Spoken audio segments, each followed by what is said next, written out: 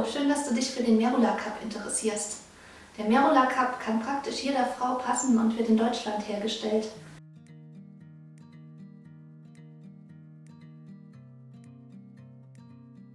Öffne vorsichtig das Hygienesiegel der Merula Cup Schachtel.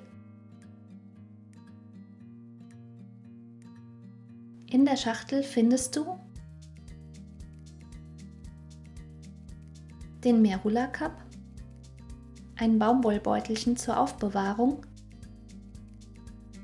und eine Gebrauchsanleitung in 9 Sprachen.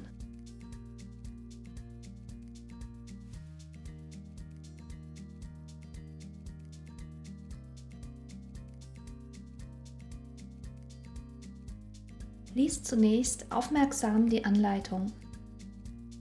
Gib den Merula Cup vor der ersten Nutzung in einen Topf mit kochendem Wasser. Füge etwas Essig hinzu, damit sich kein Kalk auf dem Cup ablagert. Der Cup sollte 5 Minuten sprudelnd kochen. Für die ersten Versuche mit deiner Merula solltest du dir Zeit und Ruhe nehmen. Ein wasserbasiertes Kleidgel kann hilfreich sein. Im Schnitt dauert die Übungsphase 1 bis 4 Zyklen. Drücke eine Ecke nach unten in den Cup, die sogenannte Punchdown-Faltung.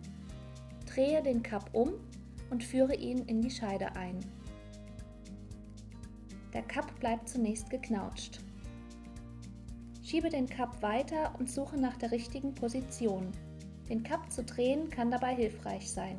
Sitzt der Cup an der richtigen Stelle, lässt er sich leicht drehen, fühlt sich prall an und lässt sich nicht einfach wieder herausziehen. Er ist dann bequem und praktisch nicht mehr zu spüren. Greife die Leiter des Cups und ziehe ihn vorsichtig mit Zickzack-Bewegungen etwas nach unten. Wenn du ihn nun seitlich eindrückst, lässt er sich leicht entnehmen.